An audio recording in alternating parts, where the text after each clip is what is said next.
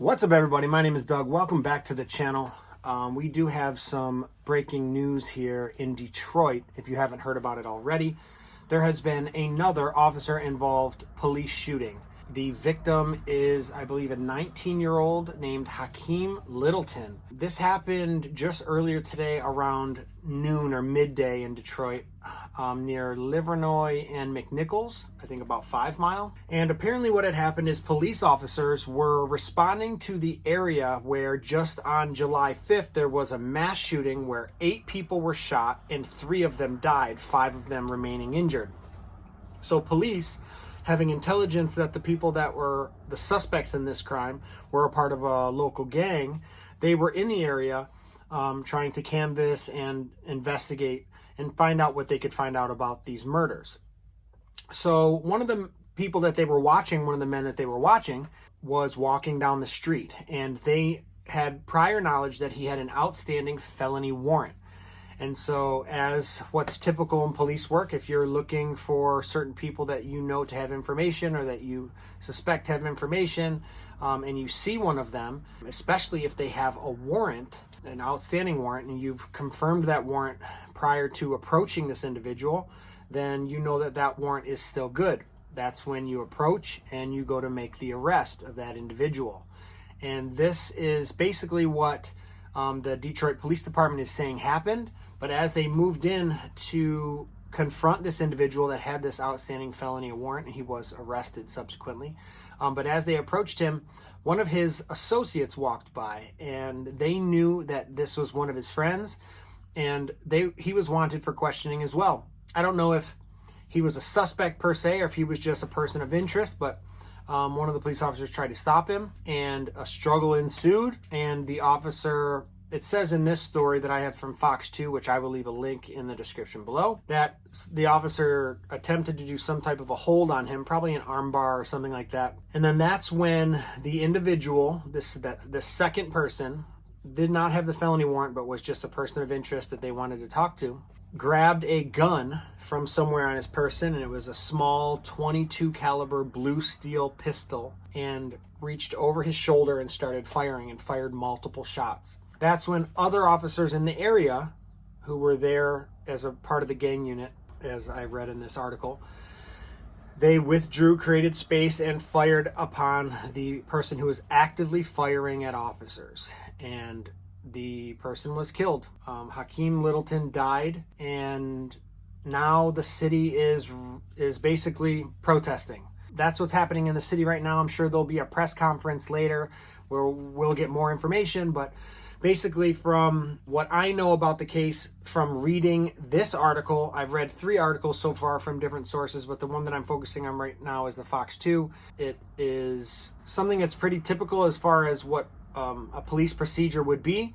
If you have a mass shooting like this, or some high-profile crime, or some crime where people died, like a murder, you'll be canvassing the area, looking for clues, looking for witnesses, and your usual suspects. A cop that's worth his weight in gold will know the suspects and know the people of interest on his beat or in his area, will know the shot callers, will know the guys that have all the intel. Typically, units like this will run snitch networks of people that kind of snitch and tell them what the word on the street is and what people are saying and these kind of things. And it really helps to confirm suspicions. But technically, this kind of thing happens all the time.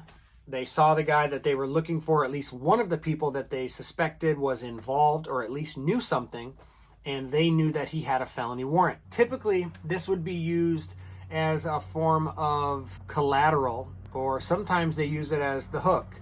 The way to get people who you're interested in to talk, you go arrest them on their warrants. Usually it's small warrants that you normally wouldn't just arrest someone on because you got other problems, you got other things going on. But this was a felony warrant, and it was a serious warrant. So they decided to take him in. I'm assuming they were going to then question him about what happened on July 5th with the shooting.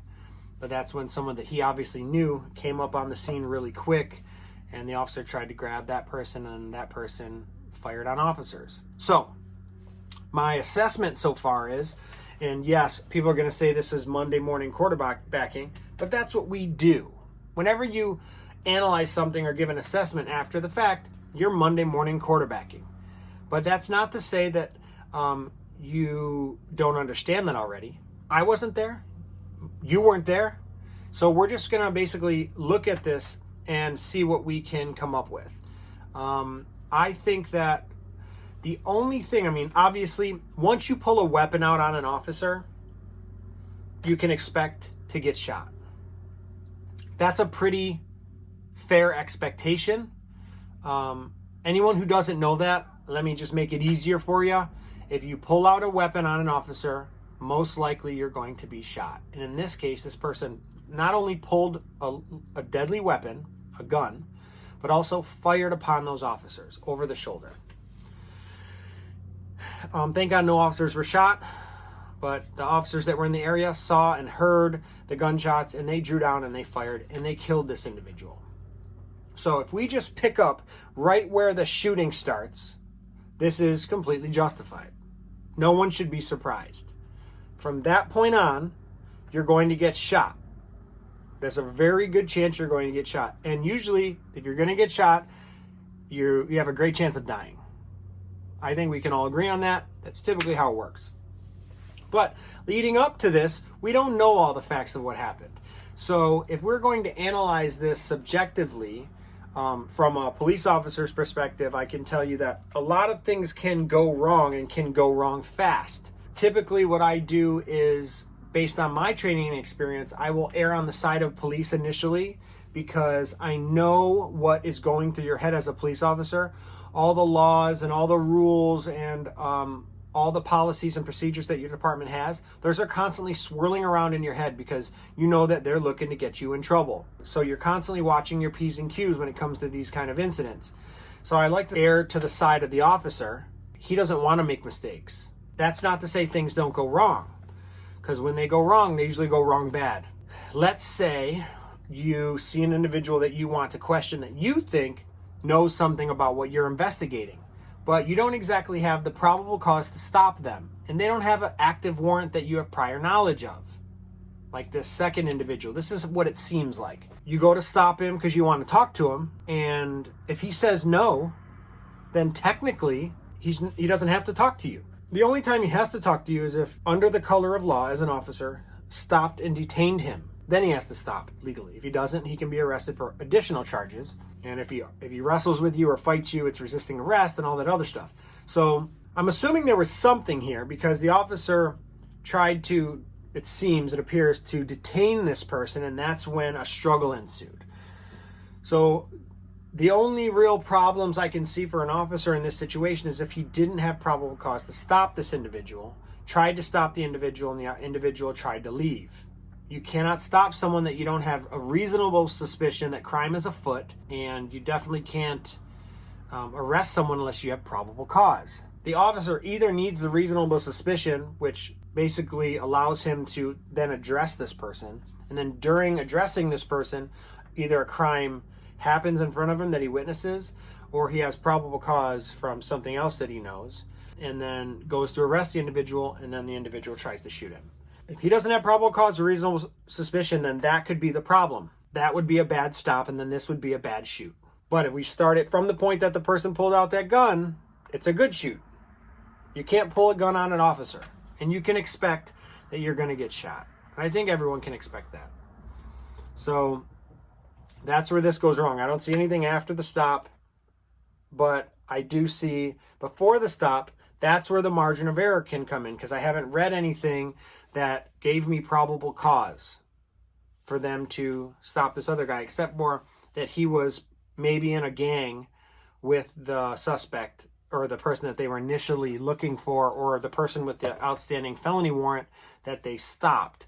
So I hope that they had something, that they had probable cause, and that this was a legal stop. And then the person who's obviously a bad dude because he pulled out a gun and shot at a police officer. And I don't care who you are or how many times you say it or how nasty the comment section gets. You cannot shoot a police officer and us still think you're innocent or a good person. That's not how that works. You're a murderer if you try to shoot a police officer. At that point, I think that this was justified. Like I said, the only thing that I think they could run into is if they find something before the stop. And let's not forget, this is a gang unit who is looking for a suspect in a mass shooting, a multiple homicide. 3 people dead, 5 people injured. I mean, that's 8 total people shot, and that was on the 5th. That was this week. It was just a few days ago. If I had a hunch to give you, it would be that this guy was involved. I mean, he's in the area that they're walking around investigating. They're investigating a murder, and this guy pulls out a gun and shoots at officers. So my assumption is that the officers knew who he was, that they had probable cause, tried to stop this dude, and then he shot at them, therefore taking shots himself and dying. I'm glad no one else was hurt. Innocent bystanders, the police officers weren't hurt. It's going to get pretty crazy for them right now, and DPD is going to have a lot to handle right now. So my prayers go out to them, because the city, listen, if you don't know much about Detroit, Detroit is a very passionate place. These protests could turn into riots, and it could turn in days and weeks long. I think that this is a different situation than what you have in Minneapolis, because this guy actually tried to shoot police officers. So I think it's going to be hard for people to say that this person was murdered by a police officer when he himself attempted to shoot one. So we haven't seen video. We don't know what the truth is. I've been wrong before because of these news articles. We're still trying to find out if Jillian Wustenberg was pregnant. Take this all with a grain of salt, guys. This is us playing Monday morning quarterback, but this is the best way that we can analyze and kind of talk about these things. So I want to know what you think. If you've read about it, click the link in the description so you can go watch that video and you can read on the story and the facts of the case. And we'll just take it from there. Let me know what you think about the fatal Detroit Police Department shooting that took place just today around noon. If you like this video, hit the like button and make sure to subscribe to the channel and click that notification bell so that you know when more videos are coming up. I appreciate all the support, and until the next time, aloha.